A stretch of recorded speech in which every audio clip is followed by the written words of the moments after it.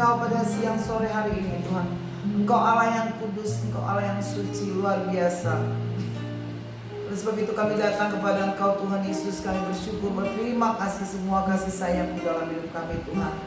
Kami mau Tuhan memulaikan acara tetaplah berdoa. Berkati daerah tempat ini, berkati pemilik rumah ini, berkati tempat di mana setiap orang membuka tayangan ini. Berkati di dalam nama Yesus. Acara tetaplah berdoa kami serahkan dalam tangan Tuhan. Di dalam nama Yesus kami berdoa. Haleluya. Amin. Tuhan baik. Amin. Haleluya. Roma pasal 8 ayat 18 dan seterusnya. Sebab aku yakin bahwa penderitaan zaman sekarang ini tidak dapat dibandingkan dengan kemuliaan yang akan dinyatakan kepada kita. Sebab dengan sangat rindu seluruh makhluk menantikan saat anak-anak Allah dinyatakan. Saudara, ini Paulus begitu yakin ya saudara dengan Tuhan.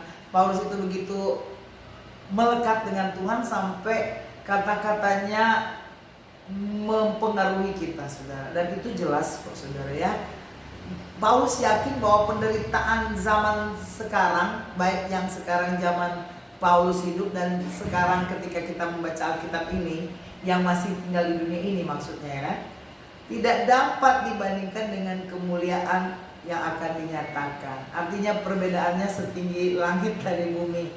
Penderitaan apapun yang saya dan saudara alami di dunia ini, itu penderitaan yang biasa-biasa. Itu pun Paulus pernah singgung di dalam kitab 1 Korintus ya saudara ya, atau kepada jemaat di Korintus, bahwa seberat apapun penderitaanmu, ketika engkau tetap bertahan, bertekun dalam pengharapan dan bahkan bermegah dalam kesengsaraan, itu justru akan membuat engkau makin sadar bahwa nanti yang akan kita dapatkan adalah kemuliaan yang menutupi semua kesengsaraan kita. Haleluya. Jadi penderitaan zaman sekarang, penderitaan yang bukan kita cari sendiri, tapi penderitaan yang Tuhan izinkan karena kita anak Tuhan. Makanya kita harus menderita karena kejujuran kita.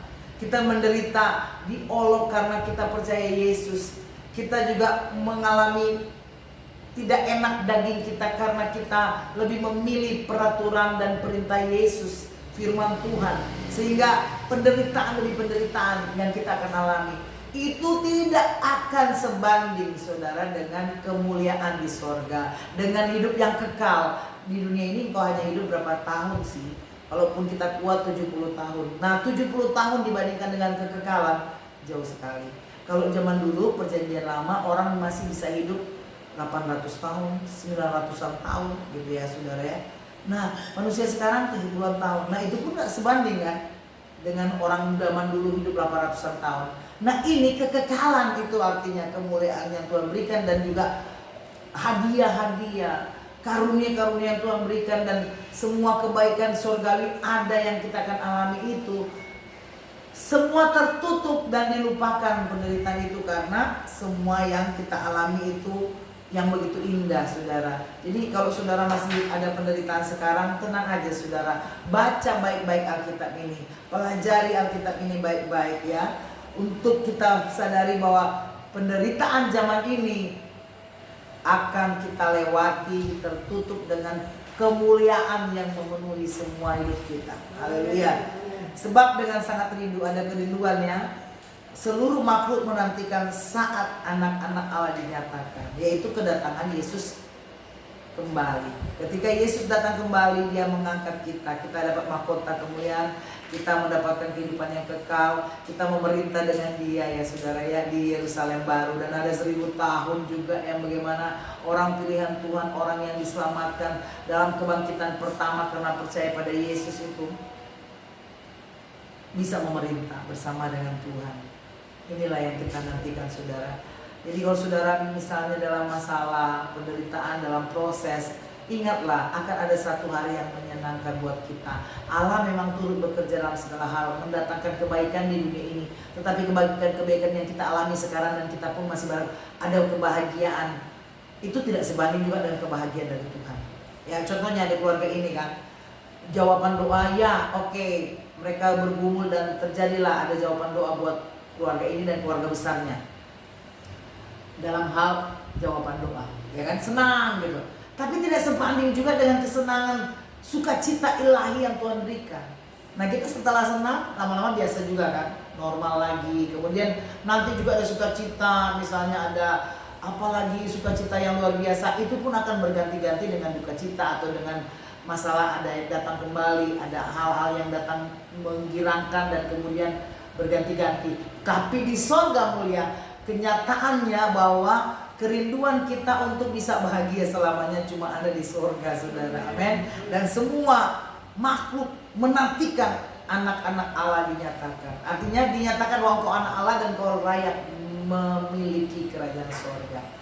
Kenapa dibicarakan sorga-sorga ya? Dari dulu Paulus membicarakan sorga. Tetapi kok sorga itu belum kita ada alami. Tetapi saudara percaya Paulus sudah pergi, sudah meninggal. Nah dia istirahat nanti untuk mendapatkan kekekalan. Kita pun demikian saudara. Jangan pernah merasa masih lama waktu itu. Karena saudara dan saya tidak tahu kapan Tuhan panggil. Nah itulah kita menantikan bahwa kalau saya masih hidup, saya juga percaya bahwa saya mau hidup dalam kebenaran.